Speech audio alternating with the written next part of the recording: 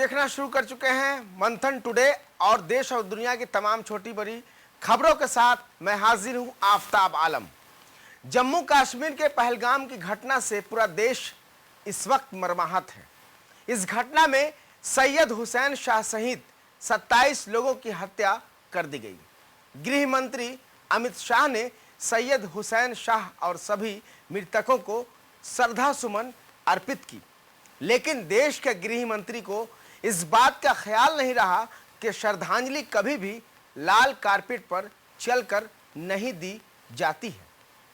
यह कोई जश्न का अवसर नहीं है। देश शोक में डूबा हुआ है। बदले की आवाज उठ रही है।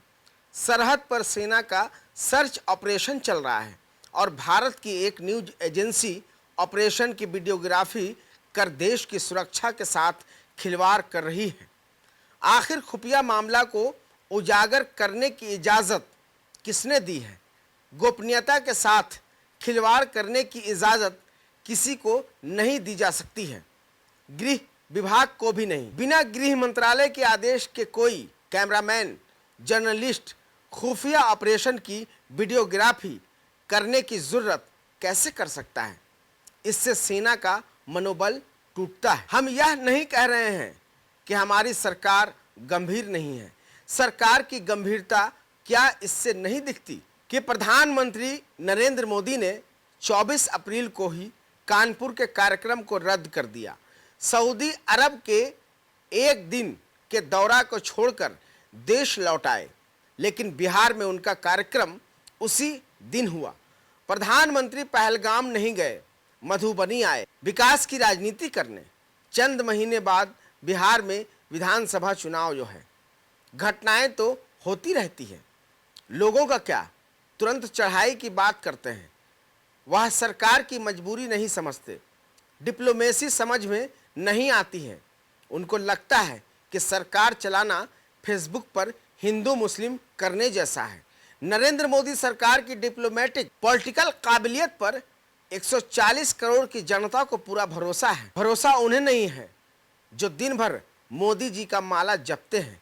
पश्चिम बंगाल के नेता प्रतिपक्ष हैं शुभेंदु अधिकारी। शुभेंदु अधिकारी ने भाजपा नेताओं के साथ हिंदुस्तान मुर्दाबाद के नारे लगाए। हिंदुस्तान मुर्दाबाद, मुर्दाबाद, हिंदुस्तान मुर्दाबाद का नारा देशद्रोह है। अब तक बीजेपी नेता को गिरफ्तार क्यों नहीं किया गया, देश जानना चाहता है। गोदी मीडिया पर भी कार्रवाई नहीं होना आश्चर्यजनक है। पहलगाम की घटना को बढ़ा चढ़ाकर पेश करने से और समाज को बांटने से सरकार की बदनामी होती है। दुनिया क्या कहेगी? नरेंद्र मोदी से सत्ता नहीं संभल रही है क्या? गोदी मीडिया एक नए आतंकवाद को जन्म दे रही है। गोदी मीडिया द्वारा देशवासियों के मन में अपने ही देशवासियों के प्रति फैलाई गई नफरत का असर यह हो रहा है कि उत्तर प्रदेश के आगरा में 3 लोगों ने गुलफाम से पहले नाम पूछा, फिर उसकी गोली मारकर बेदर्दी से हत्या कर दी। यही नहीं, कथित आतंकी संगठन गौरक्षक ने वीडियो वायरल कर उक्त हत्या की जिम्मेदारी भी ली है। ताजनगरी आगरा में 2 कटुए मारे गए। छत्री गोरक्षा दल इसकी जिम्मेदारी लेता है और भारत माता की सौगंध 26 का बदला अगर 2600 से ना लिया तो मैं भारत माता का पुत्र नहीं। जय श्री राम, जय हिंदू राष्ट्र। आज देश को बाहर के आतंकियों से अधिक खतरा अंदर के आतंकियों से है और ये आतंकी पैदा किए जा रहे हैं।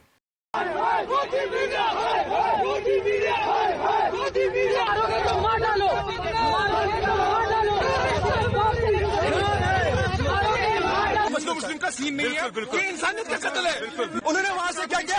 हम बोल रहे थे मतलब अमन से रहना चाहिए। ये वहाँ से उनको इशारा कर रहे हैं कैमरा बंद कीजिए। उन्होंने वहाँ पे लाइव कट किया और जैसे हमने बात खत्म की वो बोल रहा है चलो फिर से कीजिए। ये सरासर गलत है। मैं 100 किलोमीटर काट के आया इधर जज करने के लिए।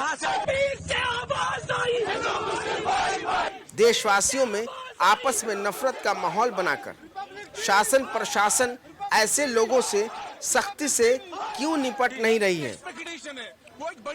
यह सोचनीय विषय है। क्या नए आतंकवाद को किसी का संरक्षण प्राप्त है? पहलगाम की घटना के बाद भारतीय मुसलमानों के प्रति नफरत बल्कि उनके आईएएस अधिकारियों के व्हाट्सएप समूहों में भी यही देखी जा सकती है। पहलगाम की घटना से नुकसान किसका हुआ है?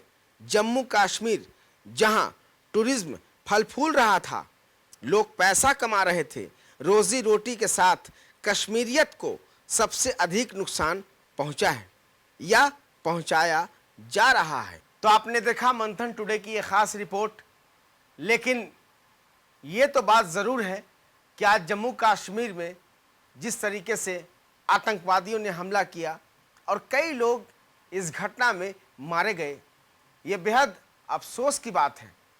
और आज पूरा देश इस मसले को लेकर मर्माहत भी है।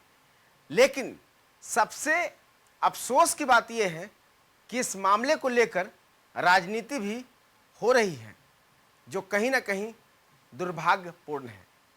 एक विशेष जाति और धर्म के खिलाफ नफरत के बीच भी लगातार कई संगठन, कई लोग और कई नेता बोने की मुकम्मल तरीके से कोशिश भी कर रहे हैं।